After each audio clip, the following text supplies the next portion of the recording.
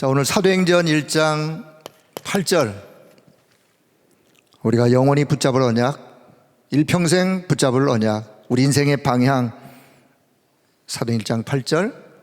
자, 제가 오늘 제목을, 오늘 구역공과를 안 하고 한 해를 좀 마무리하는 시간에서 이런 말씀을 좀 나누려고, 자, 한 해가 가기 전에, 가고 있어요. 한 해가 가기 전에 우리가 꼭 붙잡을 언약. 지금 한 해가 다 가고 있어요, 시간이. 그런데 혹시 아직도 한 해가 가기 전에 붙잡아야 될, 분명하게 붙잡아야 될 언약이 있는데, 혹시 그 언약을 놓치고 지금까지 왔다면 가기 전에 오늘 밤이라도 이 언약을 붙잡는 그런 귀한 시간이 되어지기를 바라는 마음에서, 자, 이런 제목을 좀 또 생각하게 되었습니다. 어떻게 한 해 벌써 우리 눈앞에 이제 휙 지나갔어요. 늘 이야기하지만 이 다락방에 말씀 운동하는 현장에 들어와서 시간이 어떻게 가는지, 나이가 어떻게 먹는지 잘 알지 못하고 늙을래야 늙을 시간이 없는 것처럼 그런 시간을 좀 저와 여러분이 보내는 것 같습니다. 자, 여러분이 한 해를 열심히 달려오셨는데 하나님과 방향이 맞는 상태에서 내가 한 해를 좀 잘 달려왔다, 혹 그렇게 생각을 하시나요? 자, 그렇게 생각하신다면 다행이라고 생각합니다. 어떤 그 카톡방에 올라온 글 하나를 좀 소개하도록 하겠습니다. 탈무드에 나오는 이야기라고 하는데요, 어떤 한 나그네가 길을 가고 있었어요. 그런데 마침 저쪽에서 마차가 이렇게 오고 있었습니다. 길을 한참 걷다가 너무 다리가 아파가지고 그 마차를 이끄는 마부에게 좀 이야기를 했어요. 나를 좀 태워주시오. 그랬더니 마부가 그럼 타세요 해가지고 이제 이렇게 탔어요. 자, 이 나그네가 마부에게 묻습니다. 여기서 예루살렘까지 가는 거리가 얼마나 됩니까? 시간이 얼마나 소요됩니까? 그랬더니 마부가 여기서 예루살렘까지 가는 거리는 지금의 이런 속도라면 약 한 30분 정도 걸립니다. 그래서 이 나그네가 몸도 피곤하고 또 지치고 해가지고 그럼 30분 좀 눈 붙였다가 뜨면 되겠구나, 이렇게 생각하고 눈을 감고 잠시 잠을 청했어요. 그리고 좀 이따 이제 잠을 깨서 한 30분 지났겠다 생각하고 다시 이제 마부에게 묻습니다. 이제 예루살렘 다 와가지요? 그랬더니 이 마부가 하는 얘기가, 아니요, 여기서부터 예루살렘까지는 1시간 거리입니다. 그러니까 이 나그네가 깜짝 놀랐어요. 아니, 조금 전에 여기서 예루살렘까지가 한 30분 걸린다고 했는데 지금 30분 지나갔는데 1시간이 걸린다니 이게 뭔 말입니까? 하니까 마부가 하는 얘기가, 이 마차는 예루살렘으로 가는 마차가 아니고 예루살렘을 떠나서 지금 저 시골로 지금 가고 있는 마차입니다 라는 이야기. 별거 아닌 것 같지만 탈무드에 나오는 이야기예요.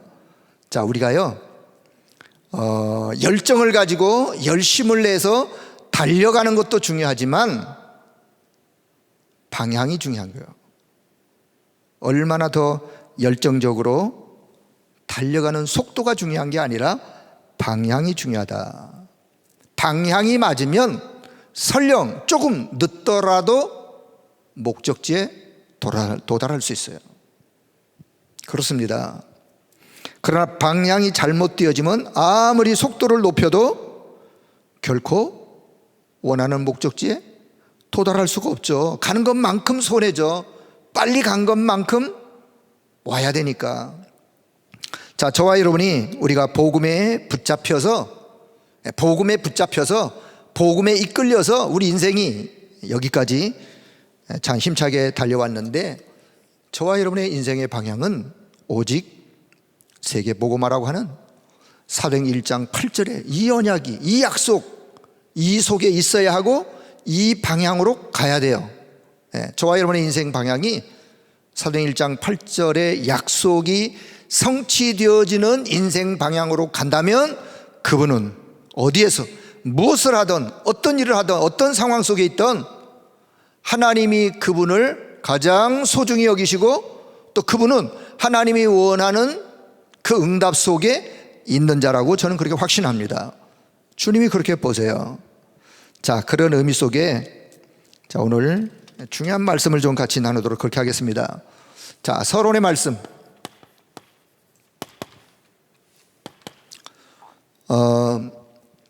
자, 우리가 언약의 여정 속에 한 해를 이렇게 지나왔습니다. 지나온 한 해.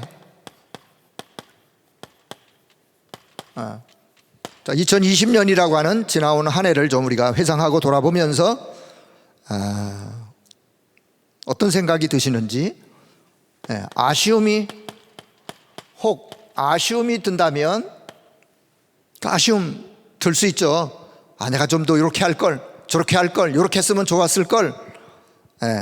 아쉬움이 남는다면 그 아쉬움을 우리는 아쉬움으로만 끝내면 안 되고 이제는 새해를 내다보면서 그래, 내가 이렇게 아쉬움 남는 요 부분을 내가 이렇게 갱신해야 되겠구나. 요런 좀 부족했던 부분을 내가 이제 새로운 도전을 해야 되겠구나. 그걸 발판으로 삼아가지고 그래서 그 아쉬움을 기회로 삼으면 돼요. 새로운 도전하는 기회, 갱신하는 기회, 발판 삼을 기회. 자, 그리고 두 번째는 너무너무 감사한 일이 참 많았는데 감사할 것, 말씀 따라, 강단의 말씀 따라 인도받아 온 거 너무 감사하고 그 강단의 말씀 붙잡고 기도하면서 하나님 주신 그 은혜 너무 감사하고 그 말씀으로 하나님이 역사하셨던 거 너무 감사하고, 감사의 많은, 그리고 하나님이 이 모양 저 모양으로 크고 작은 응답 주신 거 감사하고 감사는 해도 끝이 없는, 늘 이야기하지만 치유의 결과는 감사예요. 치유의 결과, 치유의 열매, 감사예요. 감사. 자, 세 번째, 우리 교회가 감사해야 될 또 중요한 감사거리 하나 꼭 하나만 이야기하라면 우리가 새성전. 이 어려운 시대에 많은 교회가 어려움을 당하고 있는데 우리 교회가 이렇게 새성전으로 이전에 와서 하나님 앞에 예배를 드릴 수 있다는 거 너무나 감사하고, 이런 과정 속에 강단 속에서 성막의 말씀을 우리에게 주심으로 성막의 말씀의 인도 따라 사실은 한 해 말씀에 이끌려 오게 되었습니다. 자, 저는 지나간 시간들을 다시 한번 생각을 해봅니다. 우리 장지동 성전에서 1월 셋째 주에 새 성전 비전 선포식을 했어요. 새 성전 비전 선포식을 하면서 드디어 전 성도들에게 우리 건축위원들이 앞장서서, 그리고 전 성도가 마음을 모아서 성전 건축 헌금을 작정하자 이렇게 선포하고, 사실은 1월 셋째 주 지를 지나고 그 뒤에 한 주, 두 주, 세 주, 네 주째 지났을 때에 코로나가 뻥 터졌어요. 딱 4주. 그래서 2월 셋째 주까지 전 성도들이 함께 모여서 예배 드리는 것으로 스톱하고 2월 넷째 주부터 가정에서 모였어요. 그리고 한 두세 주 지나면 다시 모이겠지, 한두 달 지나면 다시 모이겠지, 이렇게 기대했던 게 벌써 약 1년의 세월이 지금 지나가고 있어서 전 성도가 함께 모이지 못한 게 벌써 1년이 지나갔어요. 카메라맨하고 제가 말씀을 같이 나누면서 영상을 찍어 보냈던 시간들이 참 많았어요. 영상 편지를 통해서 여러분에게 또 교회 소식이나 또 이렇게 안부를 물으면서 또 여러분을 격려하면서 영상 편지를 보낸 것도 벌써 한 6, 7번, 거의 한 달에 한 번씩, 두 달에 한 번씩 보냈어요. 자, 그러면서 이런 어려움이 있었는데, 자, 저는 만약에 우리가 성전 건축 작정 헌금을 그래도 4주간을 할 수 있는 절묘한 타이밍, 하나님의 인도였어요. 만약에 이 시간을 넘기고 코로나가 터져버렸으면 성도들이 모여야 작정도 하죠. 거기에 대한 어떤 이야기도 좀 이렇게 강조하고, 그런데 참 천만다행히 그래도 4주간을 건축원금 작정할 수 있는 시간을 갖고 전 성도들이 여기에 마음을 담아 기도하면서 여러분이 헌신해 주신 부분에 대해서 너무 감사를 드리고요, 또 하나님 앞에 감사드리고요, 또 수고한 모든 분들에게 감사를 드립니다. 자, 지금 4번째, 이제 언택트 시대, 이제 비대면 시대. 자, 비대면 시대가 드디어 도래했어요. 이런 시대가 도래할 줄은 까마도 꿈에도 생각 못했어요. 제 인생이 벌써 60 중반을 달려가는데 한 번도 이런 일을 경험해 보지 못했어요. 예상치도 못했어요, 비대면 시대가 올 것을. 자, 이런 시대에 많은 패러다임의 변화가 일어났어요. 직장인들이 자택에서 근무하고, 많은 사람들이 모이는 모임을 갖지 못하게 하고, 그 중에 하나 예배 모임을 또 이제 규제하고. 왜? 상황이 이래서. 그래서 비대면 예배 시대에 도래하고 비대면 사역이 진행되어지고, 자, 그런 시간들이 올 한 해 지나가는 시간 속에 교회에 오고 싶어도 올 수 없는 상황, 이런 어려움도 우리가 있었는데, 이런 어려움 속에서 얻은 유익이 뭘까? 어려움도 있었겠지만 얻은 유익이 뭘까를 생각해 봤어요. 이런 생각이 듭니다. 현장 예배가 뿌리 내릴 수 있는 기회였어요. 어디 있든지, 있는 처소, 직장이든 가정이든 일터든 어디에든 내가 있는 현장에서 하나님 앞에 예배드리면서 기도의 단을 쌓을 수 있는 현장 예배가 뿌리 내려지는, 현장 예배 시스템이 정착되어지는, 가정에서 한 번, 두 번 함께 온 가족이 모여서 예배 드리는 예배 시스템이 처음에는 어설프다가 이제는 데이터 그리고 어떤 장비 이런 것들을 더 이렇게 좀 섭렵하면서 예배 시스템이, 현장 예배 시스템이 정착되어지고, 인터넷으로, 유튜브로, 줌 영상으로 온 가족들과 함께 예배 드리면서 온 가족이 함께 예배 드리는 것이 쉽지 않았어요. 가정 예배 드릴 수밖에 없는, 가정 예배가 되어질 수밖에 없는 한 1년 동안 가정 예배의 흐름 속에 왔다면, 이제 이 가정 예배의 영적 분위기와 영적 흐름을 놓치지 말길 바랍니다. 만약에 여러분의 가정이, 우리가 살고 있는 이 지역에 하나님은 우리 가정을 왜 여기에 살게 하셨을까? 지역을 향한 하나님의 계획을 붙잡고 주신 말씀을 붙잡고 기도한다면 그 가정은 그 지역의 지교회라 그랬어요. 지교회의 응답을 받을 수 있는 시작이요. 그래서 온 가족끼리, 얘들아, 하나님이 우리 가정을 왜 여기 두게 하셨을까? 그래, 이 지역을 향한 하나님의 계획이 있지 않겠니? 이 지역의 저 우상의 흐름, 종교의 흐름, 이 지역에 대한 영적 흐름을 가족 중에 누군가가 이야기해주고, 우리 이 가정이 살아야 될 이유가, 여기에 있을 이유가, 하나님이 여기 우리를 보내신 이유가, 이 말씀의 언약 잡고 영적 싸움을 하는 영적 파수꾼으로 그렇게 기도하는 기도가 시작이 되었다면, 그 가정은 그 지역의 지교회의 응답의 시작이다. 그런 시스템이 깔려지는, 자, 그런 유익을 우리가 또 이 비대면 시대에 갖게 되어진 또 내용이라고 생각을 되어집니다. 물론 그 외에도 많은 이야기들이 있겠지만, 자, 시간상 몇 가지를 좀 이야기를 드리고, 자, 오늘 본론. 자, 첫째, 자, 2020년을 우리가 한 해를 보내면서 올 한 해 강단 메시지 속에서 가장 많이 들었던 단어, 제일 많이 들었던 단어가 뭐라고 생각하시나요? 혹 기억나시는 단어가 있으신가요?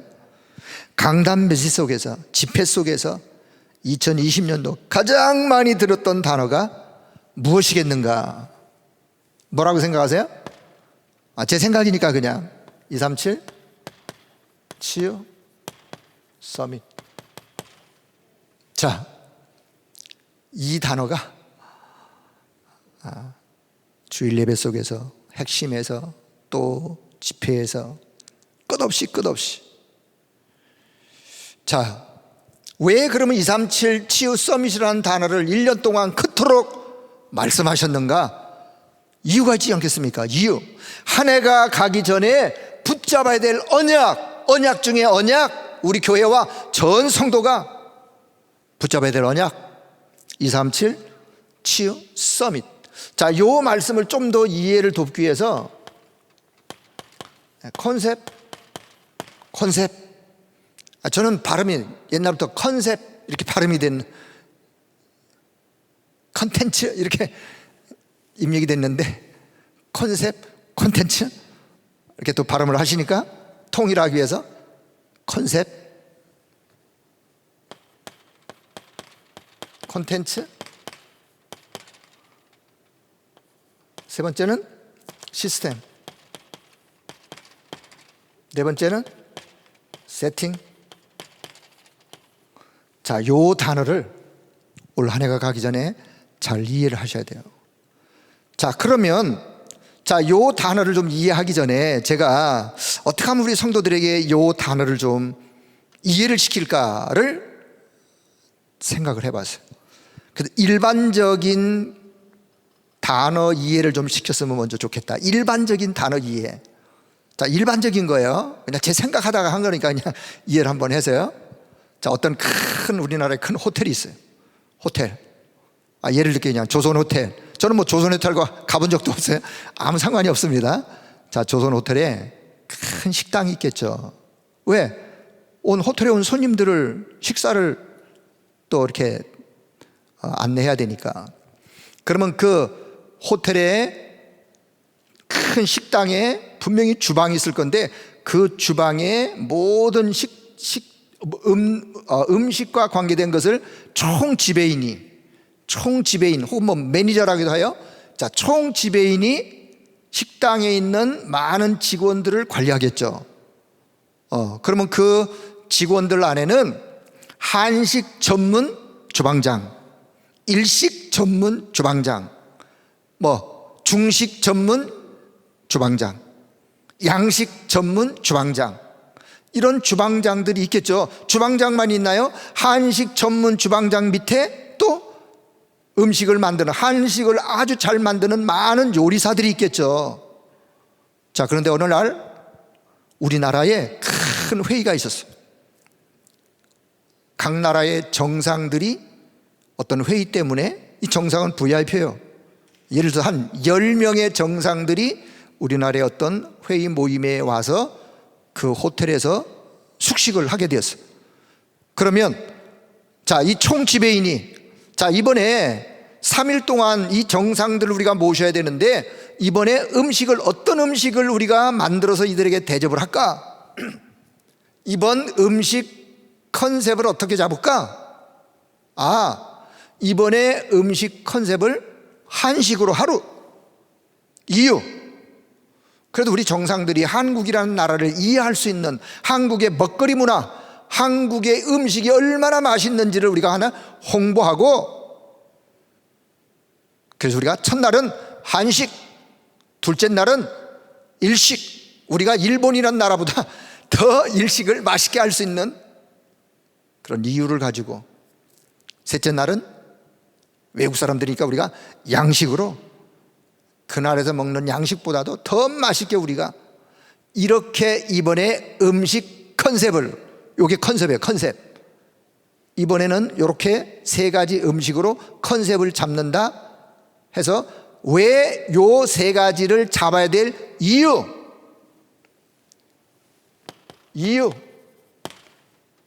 자, 그러면 요 세 가지 음식을 이렇게 하는 일에 있어서, 그러면 자, 예를 들어서 한식이면 이 한식에 다양한 한국 음식들이 있겠죠.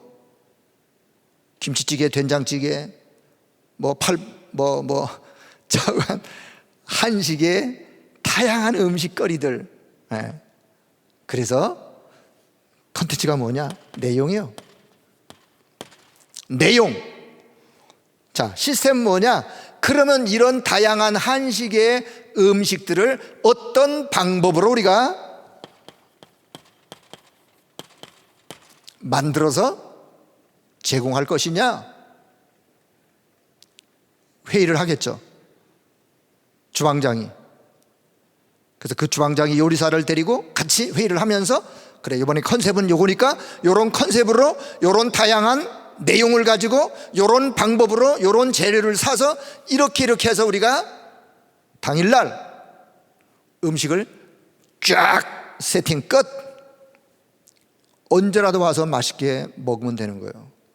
목적, 먹는 게 목적이 아니라, 이분들은 음식을 만드는 게 목적이 아니라 음식을 저들이 먹고 가장 기뻐하고 가장 마음에 흡족하고 다시 한국을 찾아올 수 있는 이런 좋은 내용을 담아서, 비록 음식을 대접하지만 그 저변에는요 어마어마한 것들을 가지고 그들을 모시는 거예요.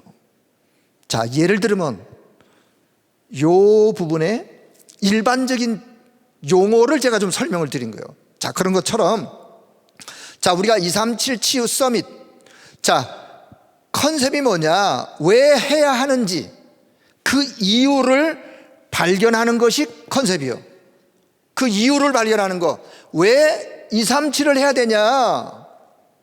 여러분, 왜 237을 해야 된다고 생각하세요? 우리가 왜 237을 해야만 하는지 그 이유. 마태복음 24장 14절에 주님이 말씀하세요. 이 천국 복음이 모든 민족에게 증언되기 위하여 온 세상에 전파되리니 그제야 그치우리라. 주님은 공생의 사역기간 동안에 모든 민족에게 이 복음이 증거되어지기를 말씀하셨고, 결국은 증거될 것이다. 그래서 그때야 끝이 올 것이다. 이미 주님이 마태복음 24장에 말씀하셨다니까요. 부활하신 주님이, 십자가 사건 이후에 부활하신 주님이 마태복음 28장 18절 이하에 모든 민족에게 가서 이 복음을 전달해서 제자를 삼아라. 모든 민족에게 이 복음이 증거될 것을 말씀하셨어요. 사도행전 1장 8절, 땅끝까지 이 복음이 증거될 것이다. 성령이 너에게 임하시면 너희가 권능을 받고 땅끝까지 증인이 되어진다. 약속.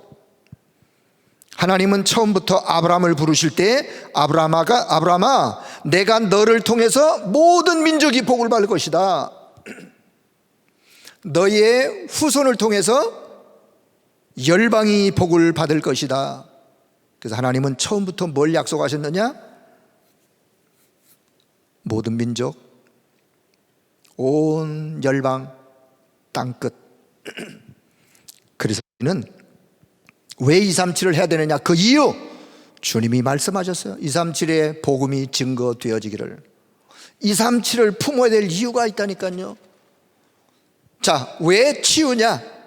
왜 치유를 우리가 해야 되느냐? 우리에게 치유가 필요한 이유가 뭐냐? 이유. 왜 우리가 치유를 컨셉으로 잡아야 되느냐? 그 이유.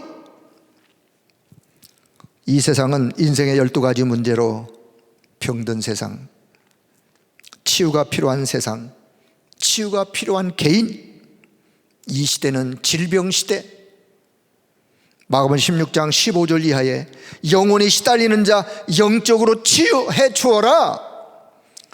영적 치유는 현대의학, 과학으로 해결할 수가 없어요. 미안하지만 드디어 지구촌은 거대한 정신병동으로 점점 물들어가고 있는 정신병 시대를 도래하고 있어요. 이유도 알 수 없이 영적으로 인한, 영적인 문제로 인한 정신병. 자, 4차 산업혁명으로 인하여 수많은 변화가 일어나고 수많은 변화 속에 밀려오는 영적인 어려운 부분들을 누군가가 막아야 되는데, 그런 일 속에 수많은 사람들이 영적으로 시달릴 텐데 이들을 치유할 수 있는 치유. 3단체의 영향으로 인해서 정신의 세계, 내면의 세계가, 거기에 오는 영적인 후유증, 그거를 누군가가 치유해 줘야 되는데 여러분, 우리는 이것을 대비해야 돼요. 그래서 우리는 미리 컨셉을 주님이 말씀하셨어요. 시대가 그래요. 자, 그래서 우리가 이 컨셉을 결정할 때는요, 성경에서 말씀하고 있는 성경과 하나님의 말씀 속에서 오늘 시대 상황 속에서 이게 일맥상통해야 돼요. 성경이 말하고 있는, 말씀 말하고 있는, 그리고 오늘 이 시대가 필요로 한, 그리고 보니까 컨셉을 뭐로 잡을까? 주님이 십자가 지신 이후에, 부활하신 이후에 승천하기 직전에 하신 말씀, 장난의 말씀 하시겠습니까? 가장 중요한 핵심을 말씀하시고 승천해 가시는데, 그렇다면 요 세 가지 컨셉, 왜 서밋이냐? 우리 렘넌트들을 서밋으로 세워야 될 이유가 있기 때문에 그래요. 요한복음 21장 15절 이하, 후대에게 정확한 언약을 전달해서 후대를 그렇게 세워서 한 시대는 지나가요. 저와 여러분의 시대는 지나가요. 다락방 1세대의 시간 지나가요. 후대는 미래의 주역이요, 미래의 희망이요, 한 시대의 재앙, 미래의 재앙을 막을 수 있는, 막아야 합니다. 미래뿐만 아니라 지금의 흑암 문화의 흐름을 바꿔야 돼요. 누가 바꾸느냐? 우리 후대들이 서밋으로 세워져 각계각층에 영향을 주고, 문화에 영향을 주고, 현장에 영향을 주고 해서 현장을 변화시키고 현장을 치유하고 살리는, 그러려면 서밋으로 세워야 돼요. 서밋이 돼야 돼요. 서밋으로 하나님은 세우시겠다고 약속하셨어요. 그래서 영적 서밋으로 서야 현장의 기능 서밋, 문화 서밋의 흐름을 바꿀 수 있는 거예요. 자, 그러면, 그래서 이제 컨셉 이유요. 왜 우리가 237 치유 서밋을 해야 되느냐, 그 이유 설명드렸어요. 자, 컨텐츠 뭐냐? 내용이요. 자, 그렇다면 어떤 내용으로 할 것이냐? 237 치유 서밋을 어떤 내용으로 할 것이냐? 237 치유 서밋 자체가 컨텐츠예요. 자체가 컨텐츠예요. 하나님이 원하시는 것이 무엇인지를 복음과 전도와 생명 살리는 컨텐츠로 그것을 드러내는데 다양한 복음 컨텐츠로 찾아내야 돼요. 컨텐츠는 뭐냐? 다양한 복음 컨텐츠. 복음과 관계없는 컨텐츠, 일반인도 하는 컨텐츠예요. 식당에서도 아까 얘기했잖아요. 식당에서도 좋은 컨텐츠 가지고 사람들을 모은다니까요. 우리는요, 하나님이 원하시는, 이 시대가 원하는, 말씀 속에 오늘 이 시대가 원하는 237 치유 서밋의 다양한 복음 컨텐츠, 성경 속의 내용을 오늘 우리에게 적용하는 필요한 컨텐츠 반드시 있어요.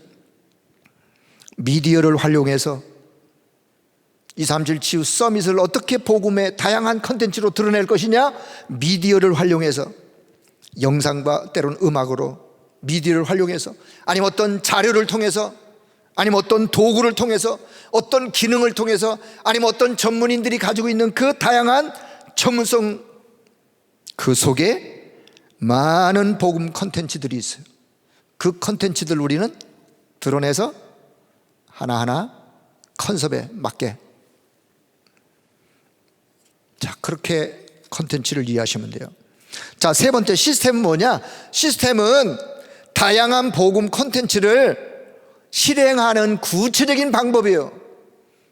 다양한 복음 컨텐츠를 드러냈으면 그것을 이렇게 실행해야 되겠구나, 실행하는 구체적인 방법, 또 다시 말하면 어떻게 해나갈 것이냐, 그 내용을 어떻게 그러면 해나갈 것이냐, 어떤 방법으로, 어떤 조직, 어떤 시설, 어떤 짜임새를 통해서 해갈 것이냐, 이것을 지속해서 잘 해가려면 시스템이 든든해야 합니다. 그래서 우리가 이 시스템을요, 교회에서 매일 모여가지고 매일 모여서 할 수 있는 그런 시스템이 되면 참 좋겠는데 우리 형편상 시간상 그렇게 하기가 어려워요. 그래서 교회에서 매일 모여서 할 수 없는 것을 24 못하니까 너 자신이 24 시스템이야. 네. 교회에서 다양한 복음 콘텐츠를 시스템화해서 시스템으로 방법으로 할 수 있는 것도 있고, 그렇지 못한 거 있다면 우리 자신이 시스템이에요. 렘넌트 한 사람이 시스템이에요. 성도 한 사람이 시스템이에요. 24 시스템. 왜요? 우리 자신이 성전이기 때문에 그렇습니다. 내가 24 시스템이요? 내가 복음 콘텐츠요? 내가 237 치유 서밋 응답 누릴 주역이요? 우리 모두가 이 언약을 개인의 언약으로 붙잡아야 돼요. 언제? 이 한 해가 가기 전에. 자, 목사님이 계속해서 말씀하세요. 237 치유 서밋, 전 성도가 이 방향으로 몰아가도록. 나는 그럼 237만 난 할 거야. 난 치유만 할 거야가 아니라, 자, 이해하세요? 237 치유 서밋 요 세 컨셉을 온 성도가 다 언약으로 붙잡아야 되는 거예요. 하나만 붙잡는 게 아니라 요 세 가지를 다 컨셉으로 언약으로 붙잡고, 먼저는 이 세 컨셉을 다 언약으로 붙잡고 전 성도가 이 속에 들어가야 돼요. 들어가다가 보면 하나님이 나를 통해서 복음 콘텐츠로 드러내기를 원하는 한 부분이 있을 거예요. 거기에 여러분이 작은 힘으로 헌신하시면 돼요. 세 가지 컨셉을 다 언약으로 잡고 세 가지 다 헌신한다면 더 좋고, 자, 순서는 하나만 잡는 게 아니라 그랬어요. 세 컨셉을 다 언약으로 붙잡고. 자, 세팅은 뭐냐? 세팅은 24 시스템. 세팅이 되었다. 24 시스템이 되어진 거예요. 사람들이 올 수밖에 없는 콘텐츠 시스템. 누가 부른다고 해서 오는 게 아니라 오고 싶고 올 수밖에 없는 시스템.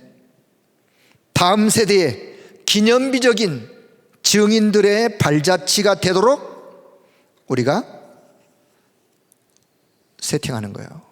그래서 무너지지 않는 세팅, 무너지지 않도록 딱 세팅해서 기념적인 증거들을 우리 후대들에게 물려줄 수 있도록. 자, 이런 언약을 237 치유 서밋의 이 언약을 한 해가 가기 전에 우리 전 성도가 언약으로 붙잡을 수 있기를 축복합니다. 딱 붙잡으세요. 자, 두 번째는 하나님이 예비해 놓으신 이 말씀도 유 목사님이 제가 들은 것만 해도 벌써 한 10번 이상은 되는 것 같아요. 메시지 속에서. 자, 하나님이 예비해 놓으신, 자, 하나님이 예비해 놓으신 비밀의 길. 지난주 일부 결론 앞부분에서 이렇게 또 표현하셨어요. 하나님이 예비해 놓으신 비밀의 길 10가지. 다른 메시지 속에서는 응답받는 사람의 비밀, 승리하는 사람의 비밀, 응답을 받는 사람이 응답을 받을 수밖에 없는 비밀을 가지고 있다면 응답받는 거죠. 자, 저는 이 말씀을 묵상하다가, 물론 저는 유 목사님하고 한 번도 이렇게 이런 말씀 속에서 이 10가지를 이렇게 또 정리하셨나요? 물어본 적도 없어요. 그걸 어떻게 물어봐요? 제가 어떻게 하면 이 말씀을 이해할까? 어떻게 하면 이 말씀을 내가 언약으로 붙잡고 또 이 속에서 응답을 받을까? 어떻게 하면 이 말씀을 성도들에게 좀 설명을 이해하기 좋게 또 좀 이렇게 할까? 라고 묵상을 하다가 요셉이라고 하는 요셉의 언약의 여정, 요셉의 언약의 여정, 요셉의 한 인생의 언약의 여정을 생각하면서 하나님이 예배해 놓으신 응답받는 사람의 비밀의 길. 아, 그래. 그래서 제가 이런 생각을 좀 했어요. 자, 지금부터 여러분이, 이건 제가 그냥 묵상하다가 생각한 거니까 한번 잘 보시고 오늘 그림을 좀 한번 그리도록 하겠습니다. 한 번만 그림을 이해하시면 오늘 10가지 응답받는 사람으로 여러분이 언약을 딱 잡을 수 있어요. 자, 첫째는 요셉이 가정에서, 두 번째는 요셉이 보디발의 집에서, 세 번째는 요셉이가 감옥에서. 요셉의 언약의 여정이에요 지금요. 감옥에서. 자, 네 번째는 요셉이가 그 바로 왕 앞에서. 자, 왕 앞에 섰어요. 자, 다섯 번째는 선교 현장. 요셉이가 총무가 되어서 애굽 전 지역을 전도와 선교하는 선교 현장으로, 애굽뿐만 아니라 애굽 복음화뿐만 아니라 양식을 사러 오는 모든 사람들에게 하나님 살아계심을 증거하는 전도자로, 그래서 애굽 전 주변을 요셉이 살았던 한 시대를 완전히 복음으로, 한 시대를 세계 복음화하는 선교 현장에서. 자, 일단 가정에서 요셉이요, 가정에서, 어릴 때 요셉의 가정에서, 요셉은 하나님의 자녀예요. 하나님의 자녀. 요셉은 어릴 때 이미 복음이 복음화되었어요. 복음이 개인화되어 복음이 완전히 복음으로 충만했어요. 복음으로 완전 답, 결론, 결단한. 그리고는 복음화뿐만 아니라 요셉은 세계화. 이 복음이 전 세계 현장에 전달되어지는 것이 하나님의 소원이다. 이 언약을 이미 어릴 때 딱 잡았어요. 창세기 37장에 복음화, 세계화. 그리고 요셉은 어떤 문제 속에 있더라도 그 문제 속에서 답을 찾고, 왜 문제가 있으면 답이 있으니까 그 문제 속에서 답을 찾고 그 답을 다른 사람에게 전달할 수 있는, 답이 있는 사람, 답을 전달할 수 있는 사람, 그리고 치유하고 살리는 자였어요. 그리고는 하나님의 관심, 하나님의 방향이 맞았어요. 어떤 어려움 속에 있더라도 하나님과 방향이 맞았어요. 지금의 메시지를 이해한다면 요셉은 오직 138 언약으로 오직 되어진 자, 요셉이에요. 자, 가정에서 요셉. 자, 제가 그림을 그리는데 그림을 잘 못 그리니까, 자, 요셉이라는 사람, 렘넌트, 이렇게 좀 표현할게요. 자, 렘넌트. 그냥 그림부터 그리고 한번 설명할게요. 자, 보디발의 집에서, 보디발의 집.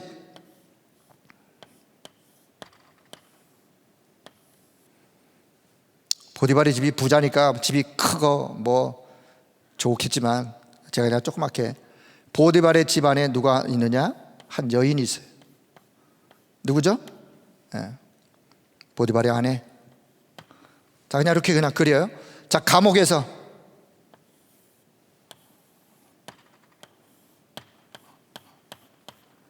창살의 감옥에서, 그 속에서, 그래, 여기 빨간 게 있네요.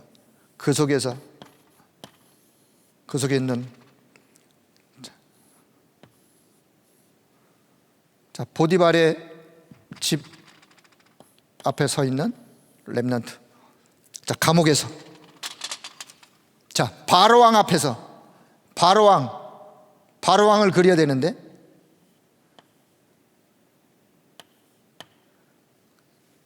왕관이에요, 지금 왕관. 자, 왕관, 왕을 쓸게요. 자, 바로왕 앞에 서 있는 렘넌트 요셉. 자, 그리고 선교 현장.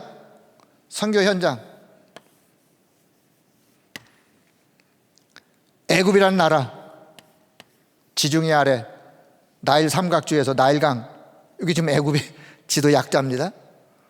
자, 이 속에 전도자로 서 있는 렘넌트. 자, 잘 이해해서요. 자, 하나님이 예배해 놓으신 비밀의 10가지, 요셉의 언약의 여정 속에서 가정에서 요셉은 이미 자립할 수 있는, 자립, 스스로 어디에 있든지 간에 그 현장에서 홀로 살아남을 수 있는 답을 가지고 있었어요. 그 렘넌트예요. 우리가 진짜 언약 안에 있다면 언약 안에서 내가 어디 있든지 간에 하나님이 나와 함께하는 비밀을 가지고 자립, 독립, 살아남는 거예요. 살아남을 수 있도록 하나님이 역사하실 거예요. 자, 자립. 자, 그러는데 이미 가정에서 이게 준비가 되었다 그랬어요. 요셉은 하나님의 자녀, 하나님의 자녀의 복음화가 되었고, 복음화뿐만 아니라 세계화가 되었다. 자, 그런 요셉이, 자, 형들의 손에서 보디발의 집에 팔려갔어요.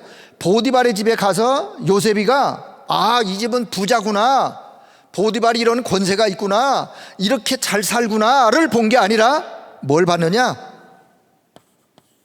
영적 사실을 봤어요. 저들이 지금 세상적인 걸 다 누리고 다 가지고 있어도 그래, 하나가 없구나. 영적인 사실을 봤어요. 영적인 사실을 봐야 하나님의 계획이 뭔가를 전달할 수 있는 거예요. 영적인 사실.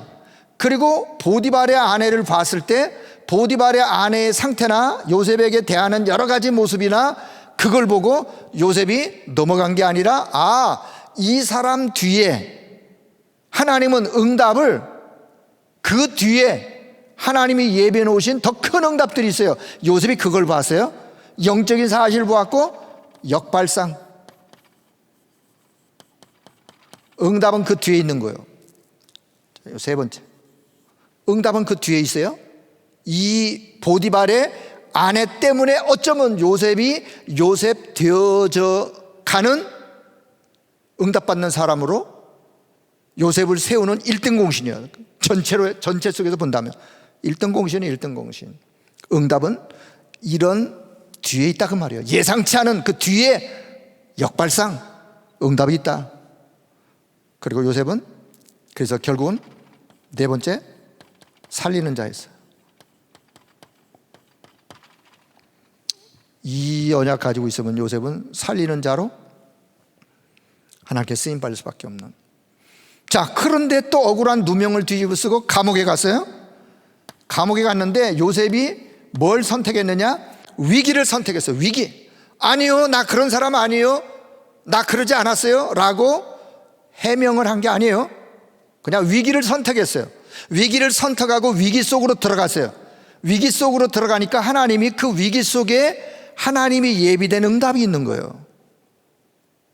그래서 위기를 파고 들어가고 문제를 파고 들어가고, 요셉은 이게 하나님이 예비해 놓으신 응답의 길, 위기 속에. 그리고는 자, 여섯 번째, 요셉은요 이 감옥 안에서 결국은 무경쟁,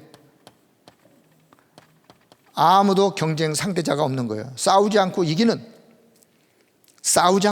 비밀을 가지고 무경쟁, 그 속에서 응답을 받는. 자, 이제 드디어 시간표가 왔어요. 어떤 시간표? 애굽의 최고의 권세자 바로 왕 앞에 서는 시간표가 왔어요.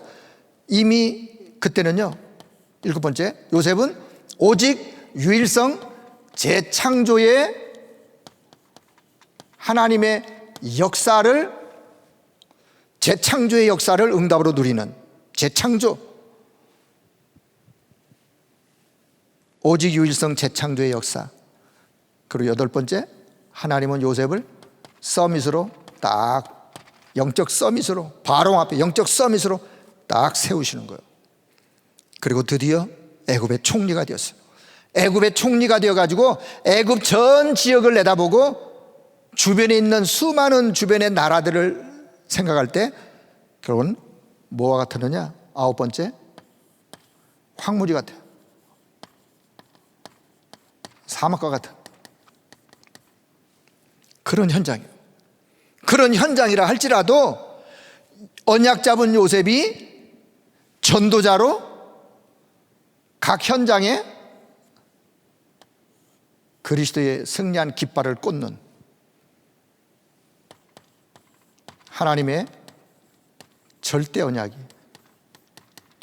하나님의 절대 계획이 성취되는 길로 하나님은 요셉을 인도하셨어요. 그림을 잘 이해하시고 요 10가지 내용을 이해하면 한 번 들으면 여러분 딱 담을 수 있어요. 네. 자, 다시 얘기할게요. 요셉은 이미 가정에서, 이미 보디발의 집에 가서 자립이 준비된 게 아니라 이미 가정에서, 가정을 떠나기 전에 어릴 때 어디 가도 살아남을 수 있는 답을 가지고 있는 사람이에요. 하나님이 함께하는, 그것을 보디발의 집에 가서 확인했을 뿐이에요. 그래서요, 전 여기서 또 어떤 응답이 오느냐, 어떤 내용이 있냐, 여기 1이요 1. 오직 그리스도, 오직 그리스도. 보디발의 집에 가서 하나님의 나라를 누렸어요. 감옥에 가서 가장 어려운 현장에서 했지만 결국은 하나님의 역사를 누리면서 하나님의 역사로, 성령 충만의 역사로 결국은 증인으로 땅끝까지 증인되어지는, 애국을 살리고 전 지역을 살리는. 다시, 그래서 보디발의 집에 가서 뭘 봤느냐? 영적인 사실을 봤어요. 제가 왜 지붕에다 영적 사실을 썼느냐? 다 이유가 있는 거예요. 왜요? 보디발의 아내 옆에다 역발상이라고 썼느냐? 이유가 있다니까요. 그림과 이유가 있는 거예요. 영적인 사실을 보았고 온 집안에, 그리고 이 여인은 그 뒤에 큰 어마어마한 하나님이 축복을 이미 예비해 놓으신, 그래서 응답은 예상치 않은 곳에서, 그 뒤에 있는 곳에서.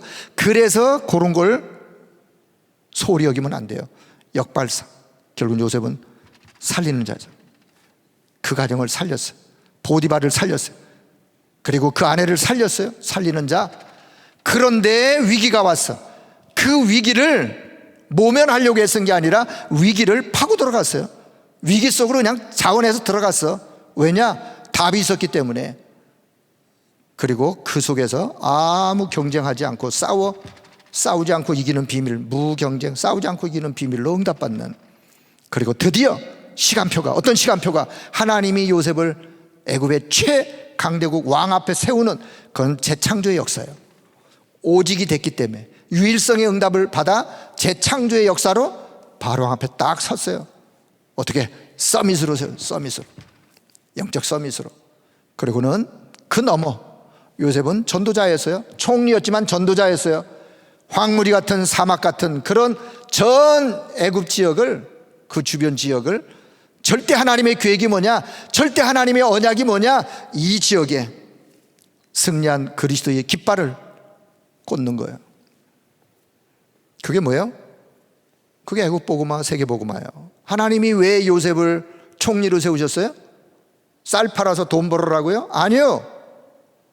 애굽을 포함하여 전 세계 현장에 하나님의 나라를 전달하라고, 자립하여 승리할 수밖에 없는 이 비밀을 전달하라고. 자, 이게 제가 10가지 말씀을 묵상하다가 요셉의 예를 하나 여러분이 딱 이해하면, 보니까 지난번에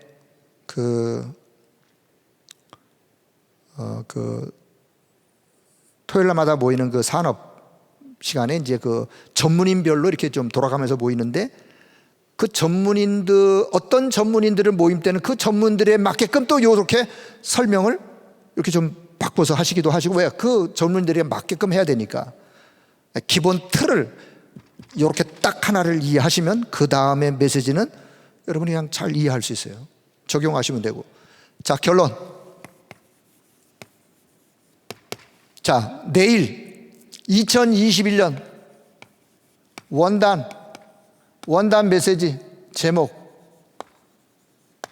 자, 1강 237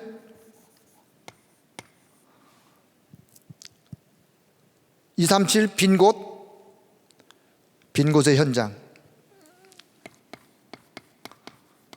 237 빈 곳의 현장. 자, 2강 치유 빈 곳의 현장. 3강 그 다음에 서밋 빈 곳의 현장. 자, 2021년도 메시지 또 237 치유 서밋의 말씀을 우리가 받을 거예요. 자, 그러면 자, 결론. 자, 요 말씀으로 2021년도 우리가 이 빈 곳의 현장을 향하여 가야 되는데, 응답받아야 되는데 어떻게? 자, 왜 우리가 해야 되는지 그 이유, 어떤 내용으로, 어떤 방법으로. 그래서 24 시스템을 가지고 저 빈 곳의 현장을 향하여 가는데 어떤 응답을 가지고 가는 사람으로 우리가 준비되어 있느냐? 요 비밀의 길, 응답받을 수밖에 없는, 하나님이 역사하실 수밖에 없는, 승리할 수밖에 없는 10가지의 요 답을 딱 가지고 빈 곳의 현장으로 나아가는. 그래서 우리 성도 여러분들이 가는 그 현장, 거기에서 정말 빈 곳이 살아나고 빈 곳이 치유되어지고 해서 거기에 많은 복음의 열매, 전도의 열매, 현장의 열매가 맺어지는 그런 일에 여러분이 쓰임받는, 여러분을 하나님은 무엇으로? 주역으로 그 남은 자예요. 남은 자로 일에 하나님께서 여러분을 쓰시기를 원하십니다. 자, 이 응답이 우리 교회와 우리 전 성도 여러분에게 2021년도 풍성하게 열매로 맺어지기를 주의 이름으로 축복합니다. 아멘. 기도합니다. 하나님 감사합니다. 우리에게 하나님이 말씀을 허락해 주시고 또 이 말씀을 잘 이해할 수 있도록 깨우침을 허락해 주심을 감사합니다. 이 언약의 말씀 붙잡고 현장에서 전 성도가 믿음으로 승리할 뿐만 아니라 이제는 많은 사람들에게 답을 주고 그들을 치유하고 그들을 살리는 그런 귀한 일에 쓰임받는 우리 모두가 되게 하여 주옵소서. 우리 교회가 237 치유 서밋에 하나님이 주시는 참된 컨셉, 참된 컨텐츠, 참된 이제는 시스템을 갖추어 이제는 24 시스템이 돌아가는 세팅이 되어질 수 있는 그런 은혜를 하나님이 허락해 주시고 2021년도에 반드시 이 응답을 우리 교회가 받아 누릴 뿐만 아니라 그래서 많은 사람들이 올 수밖에 없는, 와서 볼 수밖에 없는 그런 길로 우리의 걸음을 인도하여 주옵소서. 여기에 헌신하며 여기에 중심을 드리는 모든 우리 중직자, 모든 전문인, 모든 성도들, 우리 모든 교육자 모두가 다 원리스 되어져 하나님의 선한 계획과 뜻을 이루어갈 수 있도록 주님이 역사하여 주옵소서. 이를 방해하는 모든 흑암에 악한 사단 세력이 결박되게 하시고 오직 하나님만이 최고의 영광을 받으시는 하나님의 역사가 있도록 은혜 베풀어 주시기를 원합니다. 감사를 드리며 우리 주 예수 그리스도의 이름으로 기도드리옵나이다. 아멘.